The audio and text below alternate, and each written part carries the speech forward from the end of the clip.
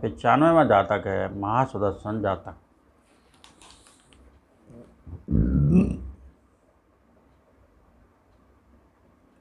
अनिच्चावत संखाराति। यह गाथा शास्त्रा ने परिनिर्वाण सैया पर लेटे समय आनंद स्थिविर के भंते भगवान इस छोटे से नगर में परिनिर्वाण को प्राप्त न हो इत्यादि के संबंध में कही। वर्तमान कथा। तथागत के जेतवन में विहार करते समय सारपुत्र स्थिविर कार्तिक मास की पूर्णिमा के दिन नालक ग्राम में उत्पत्ति कोठी भवन में ही परिनिर्वाण को प्राप्त हुए। महामोगदान भी कार्तिक महीने में ही कृष्ण पक्ष की अमावस्या को।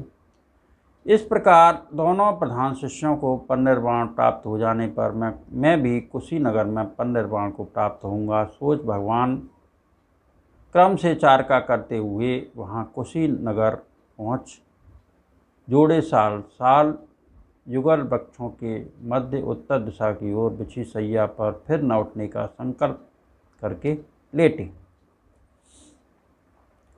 आयुष्मान आनंद स्थिविर ने भंते भगवान इस क्षुद्र नगर में, इस विषम नगर में, इस जंगली नगर में, इस शाखा नगर में निर्वाण को प्राप्त न हो।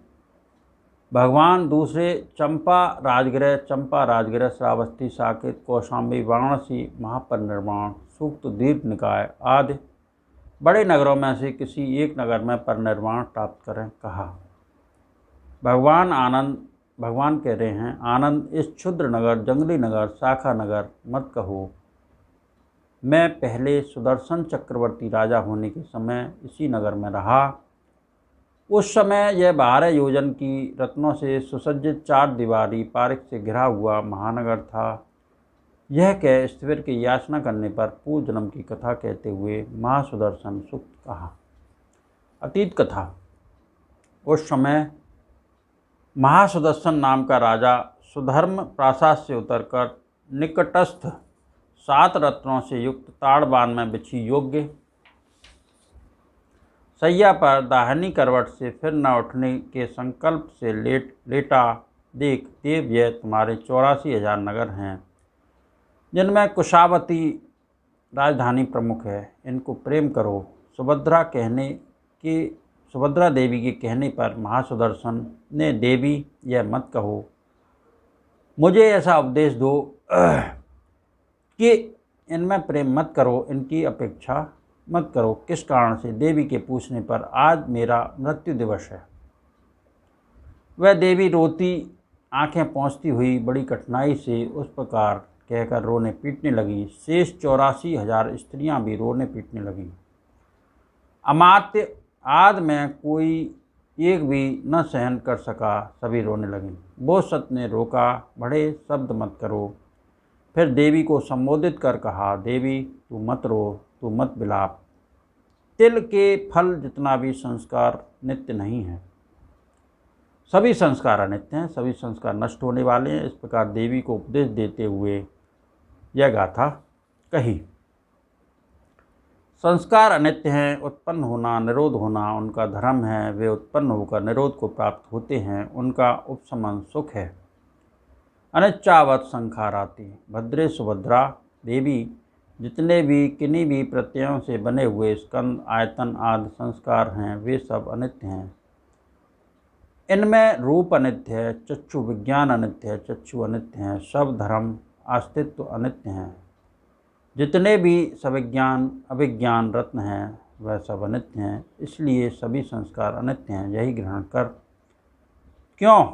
उपाद व्यय धम्मे नोति। सभी उत्पन्न होने वाले हैं, सभी व्यय खर्च होने वाले हैं, सभी बनने वाले हैं, सभी बिगड़ने नष्ट वाले हैं, इसलिए वे अनित्य हैं। यही जानना चाहिए। क्योंकि अनित्य है इसलिए उपज्यत्वा रन रुज्झन्ति। उत्पन्न होकर स्थिति को प्राप्त होकर भी निरोध को प्राप्त होते हैं।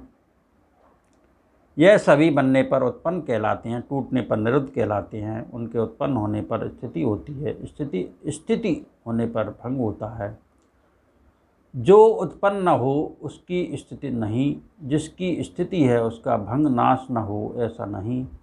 इस प्रकार सभी संस्कार 3 लक्षण वाले उत्पत्ति स्थित भंग होकर निरोध को प्राप्त होते हैं, इसलिए यह सभी अनित्य हैं, क्षणिक हैं, परिवर्तनशील हैं, अध्रुव हैं, भंग होने वाले हैं, अस्थिर हैं, कंपनशील हैं, कुछ देर के लिए हैं, निस्सार हैं, कुछ ही देर के लिए, इस अर्थ में माया के समान हैं, मरीच के समान हैं, फेड़ के समान हैं। भद्रे सुभद्रा देवी, इनको तू क्यों सुख समझती है? इस प्रकार सीख के ये तेसंग रूप समो सुख होती।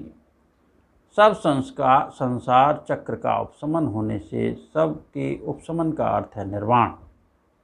वही सत्यतः केवल एक सुख है, अन्य कुछ सुख नहीं। अतः महासुदर्शन अमृत महानिर्वाण संबंधी उत्कृष्ट देशना कर